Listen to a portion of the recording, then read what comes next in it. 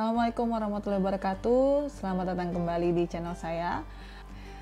Di video kali ini saya akan membahas manfaat dari seorang ibu yang bersekolah kembali atau studi lanjut.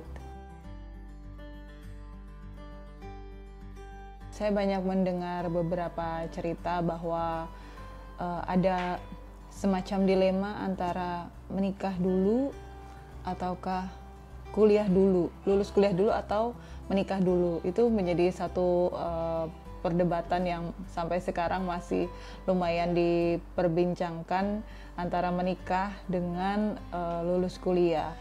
Tidak dipungkiri bahwa kehidupan menjadi seorang ibu ialah kita akan memasuki dunia yang sangat begitu sibuk, padat, seolah-olah kita tuh tidak punya waktu untuk melakukan kegiatan yang kita sukai atau kita ingin meneruskan cita-cita yang sudah kita idamkan sedari kita kecil.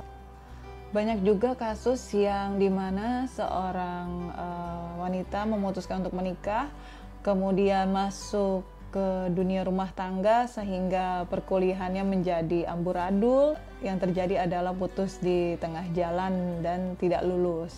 Sebenarnya permasalahan untuk lanjut sekolah itu bisa dibicarakan dengan pasangan kita terlebih dahulu. Contoh, jika memang posisinya ingin menikah di tengah-tengah perkuliahan, kalian harus perbincangan terlebih dahulu dengan pasangan bahwa saya ingin terus melanjutkan kuliah saya sampai dengan selesai. Karena sayang banget kalau misalkan sekolah nggak dilanjutin gitu loh, kan uangnya udah dipakai buat bayaran, udah di tengah-tengah. Bahkan nggak sedikit pula yang ada di semester akhir tidak lulus macam itu. Jadi sayang sekali gitu, sangat disayangkan. Hanya karena gara-gara berumah tangga, kemudian status sekolahnya jadi berantakan. Mempunyai status double memang sangatlah tidak mudah. Double di sini maksud saya kita sebagai istri, sebagai ibu, dan juga sekaligus ingin menjadi student atau memang sudah terkondisikan menjadi student kemudian menikah. Karena kita juga mempunyai beberapa kewajiban untuk mengurus suami dan mengurus rumah tangga. Terlebih kalau sudah punya anak, kita tahu sendirilah punya anak itu repotnya seperti apa. Tapi hal ini bukanlah halangan untuk para ibu, para bunda untuk melanjutkan studinya, untuk membagi waktu antara mengurus rumah tangga dengan mengurus anak dan suami pun itu juga udah hal yang sangat luar biasa ya. Ditambah lagi kalau kita juga mempunyai tugas di lain selain dari rumah, itu pasti akan sangat-sangat berat. Tapi percayalah kalau kita punya niat yang kuat, kita punya manajemen waktu yang bagus, insya Allah semua itu bisa teratasi dengan baik. Di sini saya mau sedikit sharing tentang pengalaman saya, bagaimana saya menyelesaikan studi S1 saya dan sekarang yang lagi ongoing itu menyelesaikan studi master saya. Bagaimana saya menjalani kuliah S1 saya dari awal hingga lulus dengan status sebagai istri dan sebagai ibu. Serta plus saat itu juga saya bekerja. Saya melanjutkan studi saya di strata 1 atau di jenjang S1 itu pada ketika saya berusia 27 tahun. Dan saat itu saya sudah mempunyai satu anak, di mana anak saya saat itu berusia 6 atau 7 ya, antara itulah 7 tahun saat itu. Apa alasan atau motivasi saya ingin melanjutkan pendidikan saya ke S1 itu karena kebetulan saat itu saya bekerja di bidang engineering. Di situ saya sebagai juru gambar atau biasa disebut drafter. Saya tuh pengen banget meningkatkan karir saya lebih tinggi lagi, yaitu saya ingin menjadi seorang engineer saat itu. Saat itu saya memulai perkuliahan saya di universitas swasta, yaitu di Universitas Mercu Buana. Saya memilih Universitas Mercu Buana karena universitas tersebut mempunyai program kelas karyawan. Saat itu jadwal perkuliahan ada di hari Sabtu dan Minggu. Saya mulai tuh start kuliah tahun 2012. September 2011. Tahun 2012, saya lupa bulan apa saya daftar. Kemudian jadi aktivitas saya ada juga ada kuliah malamnya kalau nggak salah, tapi saya lupa, itu tergantung jadwal kuliah yang kita pilih ya. Jadi ada kuliah malamnya juga, seminggu itu entah 1 kali atau 2 kali, saya lupa, nggak ingat. Jadi kadang-kadang juga kalau ada kuliah malam, setelah selesai jam kantor saya langsung menuju ke kampus kayak gitu. Terus kalau Sabtu dan Minggu ya saya ke kampus. Terus gimana terusnya waktu untuk anak?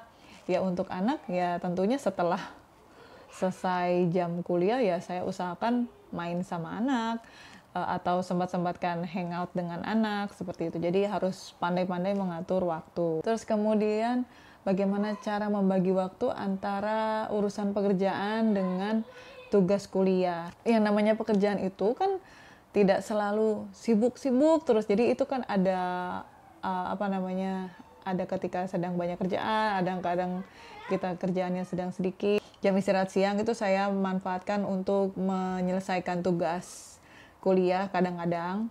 Terus saya juga sempat ngalamin kondisi saya berkuliah dengan kondisi hamil anak kedua. Jadi ketika semester 6 saya berkuliah sambil hamil anak kedua, mulai yang trimester 1, 2, 3 sampai melahirkan sampai dengan menyusui. Itu saya mengalami itu. Rasanya seperti apa? Oh, kebetulan ketika lahir anak kedua itu saya sudah tidak bekerja di kantor. Jadi saya sudah posisinya jadi full time mom.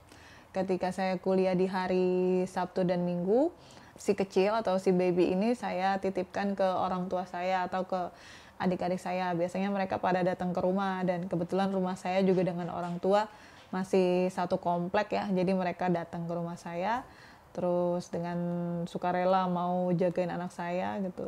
Nggak tahu sih sukarela atau memang terpaksa. Intinya saya minta tolong dengan keluarga untuk titip si kecil ini. Dan posisinya saat itu kenapa saya titip ke orang tua dan adik-adik saya, karena suami saya juga posisinya saat itu menjadi student juga. Jadi kami berdua sama-sama student S1 saat itu. Jadi kami berdua berangkat kuliah.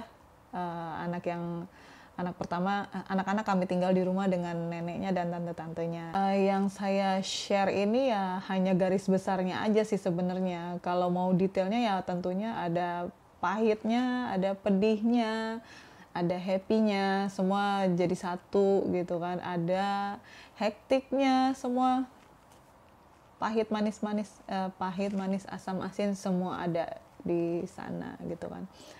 Tapi alhamdulillah saya bisa lulus 10 semester, di mana teman-teman saya rata-rata 8 semester, saya alhamdulillah lulus 10 semester.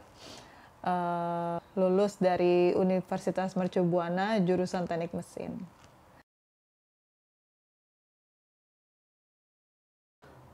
Ketika saya sudah lulus di jenjang sarjana, kemudian saya mendapatkan beasiswa untuk lanjut studi S2 ke luar negeri.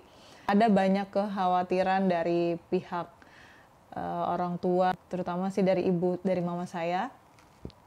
Beliau bilang, kenapa harus sekolah lagi? Di mana-mana orang sekolah 1 kali sampai S1 sudah cukup. Ini kenapa harus sekolah lagi seperti itu? Kalau saya saat itu berpikir, kenapa saya harus bersekolah lagi? Pertama, ada penawaran. Saya berpikir saat itu orang-orang di mana-mana berlomba-lomba mencari beasiswa. Sedangkan saya saat itu posisinya mendapatkan penawaran untuk beasiswa. Jadi saya berpikir itu rezeki nomplok buat saya. Jadi saya nggak mikir panjang waktu itu, cuman saya mikir cuma dikit. Saya mikir saya harus tanya suami saya dulu waktu itu. Jadi saya tanya suami saya apakah beliau mengizinkan. Alhamdulillah beliau malah sangat mendukung saya. Jadi ya saya lanjutkan gitu, saya amini penawaran tersebut.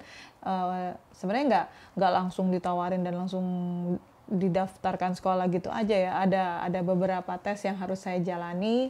Nanti gimana ceritanya saya akan cerita di lain video. Ketika dapat penawaran, saya pun sadar diri kalau nantinya akan rumit karena sekolahnya juga tidak di negara sendiri, terus nggak bisa bawa suami, dan saya juga punya anak. Itu pasti jadi tanda tanya besar. Cuman ketika itu saya nggak terlalu memusingkan terlebih dahulu. Saya hanya ya udah disuruh tes ya saya tes aja dulu, biar waktu yang menjawab. Kalau memang saya layak saya akan berangkat, kalau memang saya nggak layak saya juga akan gugur dengan sendirinya, seperti itu.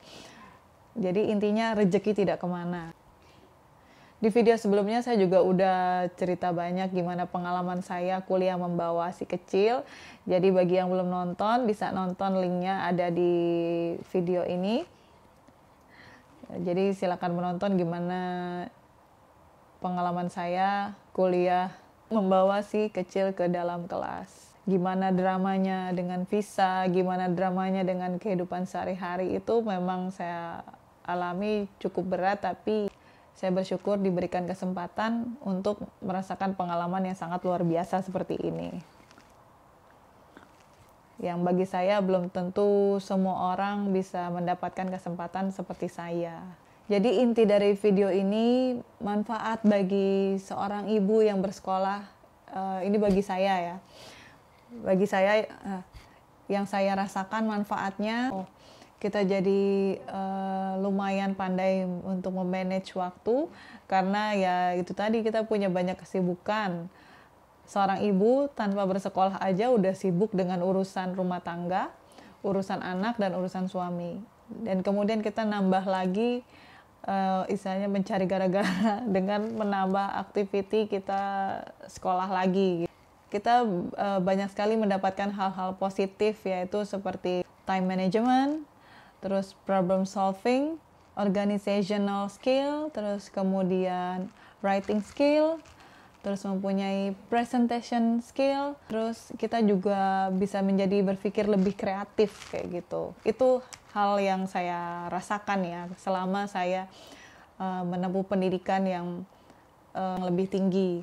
Terus dengan mengupgrade pendidikan saya, yang saya rasakan manfaatnya itu saya menjadi lebih percaya diri, jadi bisa merasa lebih sedikit punya power lah kayak gitu. Kita punya skill yang bertambah pada diri kita. Menurut saya ibu yang bersekolah sambil mengurus anak itu bagus juga untuk pertumbuhan anak-anak, untuk tumbuh kembang anak, karena mereka kan menyaksikan kita di rumah belajar, mengerjakan tugas, itu menjadi contoh bagi anak-anak kita. Dan saya juga salah satu orang yang percaya bahwa anak-anak yang pintar terlahir dari ibu yang cerdas. Bagi para mama yang ingin kembali ke kampus, entah itu jenjang D3, S1, S2, S3, apapun itu, jangan pernah takut untuk menjalaninya. Kalau memang kita posisinya